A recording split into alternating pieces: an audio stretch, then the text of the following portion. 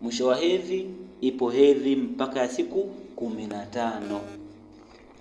Na maneno haya sisemi mimi, bali anayasema mwalimu wetu hapa kwa kunukuu maneno ya Shafi. Anasema aqallul haidhi, uchache wa muda wa hedhi, yaumun wa laila, ni usiku mmoja na mchana mmoja, yani siku moja tu hedhi imefanyaje, imekwisha. Lakini waghalibuhu, desturi kawaida ya hedhi kwa mabinti zetu ni 6 au 7, ni siku 6 au siku 7, sawa, kawaida.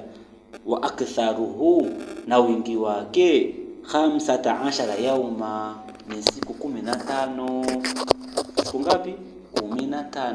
Sasa tamkuta mtu yeye ameingia siku 20 bado eti anahesabu kama ipo kwenye hedhi. Hapana. Sawa? Ikishazidi ya 16, 17, 18, hiyo sio hedhi tena, ni istihadha. Hiyo inakupasa mwanamke ujisafishe, ujitoharishe, uendelee na ibada, na kila kipindi cha swala lazima ujitoharishe, sababu hiyo ni nini? Ni damu ya ugonjwa. Na nia yake kwenye kutawadha unasema nawaitu istibaha faradhi salati, akusudia kuhalalisha kwa ajili ya kutekeleza ulazima wa swala, usiache kuswali.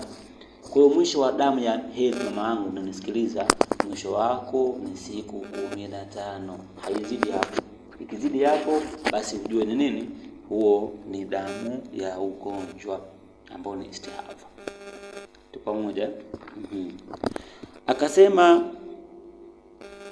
wa aqallu tuhuri baina alhaidhataini, na uchache wa kutoharika, yani siku chache ambazo mwanamke anaweza akawa sawa, akawa msafi kati ya hedhi mbili hizo ni 15 yauman, siku 10 ngapi? 15. Kwa sababu gani? Kama atakuwa mtu huyu amepatikana na zile hedhi siku 15, basi nusu yake itakuwa nini? Itakuwa ni tohara.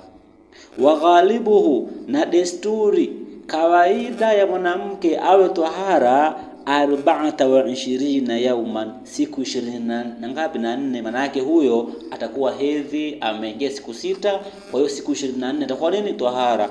Au 23 au siku 20 na ngapi? na 3. Kwa sababu gani? Ameingia siku 7. Hii ni kawaida.